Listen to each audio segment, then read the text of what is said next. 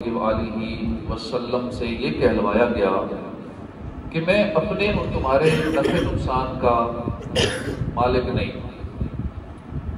میں تمہارے اور اپنے نفع نقصان کا مالک نہیں ہوں۔ وہاں اللہ کی مرضی بغیر مرضی اور ملکیت سے مراد ہے یہ جملہ، ٹھیک ہے، حضور نے فرمایا ہے، لیکن اسی جملے کو یا قرآن کی اسی آیت کو جس میں یہ باتیں ہیں کہ حضور فرما رہے ہیں میں تو اپنے بھی نفع نقصان کا مالک ہوں، تو میں تمہیں کیا فائدہ پہنچاؤں گا، میں تمہیں کیا نقصان سے بچاؤں گا۔ اب یہ باتیں عوام کے ذہن میں ڈال دی جاتی ہیں، اصل مقصد ہوتا ہے حضور کا عشق دلوں سے نکالنا۔ اب جو دیگر آیتیں ہیں جہاں فرمایا گیا ہے کہ رسول اللہ دیتے ہیں، رسول اللہ غنی کر دیتے ہیں، رسول اللہ کے ارادے سے وہ چاہتے ہیں تو کسی کو غنی کر دیں، کسی کو دے دیں، عطا فرما دیں، ہدایت دے دیں، تو وہ آیتیں چھوڑ دیں گے، وہ آیتیں بتائیں گے۔ باقاعدہ دشمن کی سازش ہے کہ قرآن پاک سے ایسی آیتیں لا کے دوسری آیتیں چھوڑ کے ایسی آیتیں لا کے جہاں سے اس طرح کے کچھ مطلب نکالیں کہ مسلمانوں کے دلوں سے عشق رسول کم ہو جائے، اور یہی مسلمان کی طاقت ہے۔ عشق رسول ہے تو وہ کٹ مرنے کے لیے تیار ہے، جب عشق رسول نہ رہا تو بیکار ہو گیا۔ اب جہاں یہ کہلوایا گیا ہے کہ میں اپنے اور تمہارے نفع کا مالک نہیں ہوں، وہاں اللہ کے بغیر مرضی اور ملکیت کے مراد ہے۔ جہاں فرمایا گیا کہ رسول اللہ غنی کر دیتے ہیں، وہاں عطائے الہی اللہ کے ارادے سے غنی کرنا اور دینا مراد۔ اب پہلی مثال یہ ہے کہ حضور نفع نقصان کے مالک نہیں ہیں، وہاں یہ آیتیں بتائی جاتی ہیں قُلْ لَا أَمْلِكُ لِنَفْسِي نَفْعًا وَلَا ضَرًّا إِلَّا مَا شَاءَ اللَّهُ، تم فرماؤ کہ میں اپنی جان کے بھلے اور برے کا خود مختار نہیں مگر جو اللہ چاہے۔ وَمَا أُغْنِي عَنْكُم مِّنَ اللَّهِ مِن شَيْءٍ، اور میں تم سے دفع نہیں کر سکتا اللہ کے مقابل کوئی چیز۔ مَا كَانَ يُغْنِي عَنْهُم مِّنَ اللَّهِ مِن شَيْءٍ إِلَّا حَاجَةً فِي نَفْسِ يَعْقُوبَ قَضَاهَا، یعقوب نہیں دفع کر سکتے تھے ان سے اللہ کی کوئی مصیبت مگر یعقوب کے دل کی حاجت تھی جو پوری کر دی۔ اب ان جیسی تمام آیتوں میں یہ مراد ہے کہ رب تعالیٰ کے اذن کے بغیر میں کچھ نہیں کر سکتا، اللہ کی اجازت کے بغیر میں کچھ نہیں کر سکتا، ہر چیز میں اس کی اجازت کا حاجت مند ہوں، یہ مراد ہے۔ لیکن یہ مراد نہیں بتائی جاتی،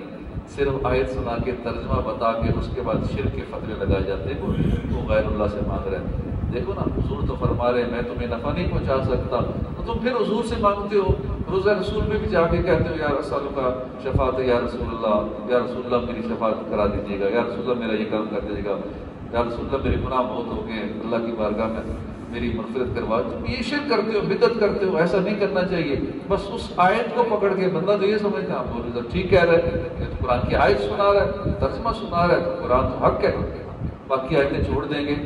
جہاں اور فرمایا گیا کہ اغناہم اللہ ورسولہ من فضلہ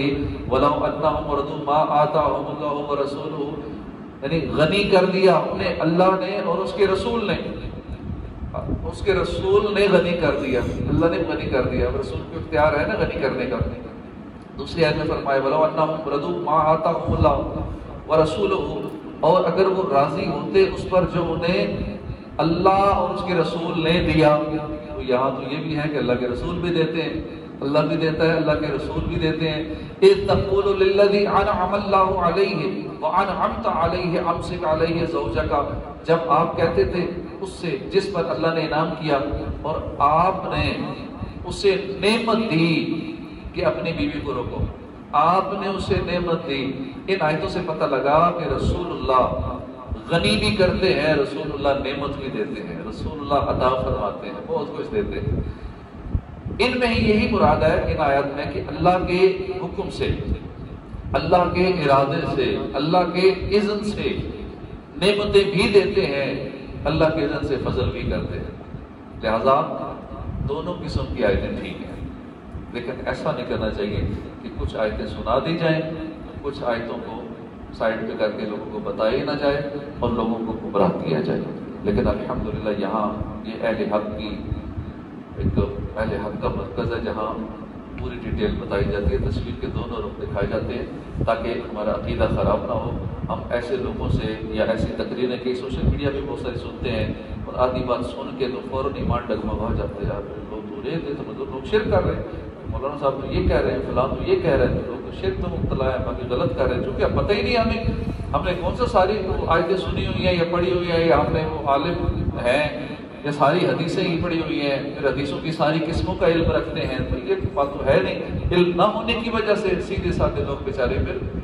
وہ راستے سے ہٹ جاتے ہیں، گمراہی میں پڑ جاتے ہیں، اور ایسے لوگوں کے عقائد کے چکر میں آ جاتے ہیں۔ اللہ پاک ہمیں صحیح عقائد اپنانے کی توفیق عطا فرمائے، آمین بجاہ نبی الامین صلی اللہ تعالی علیہ وآلہ وسلم۔ ہم روزانہ شان مصطفیٰ سن کے اپنا ایمان بھی تازہ کرتے ہیں۔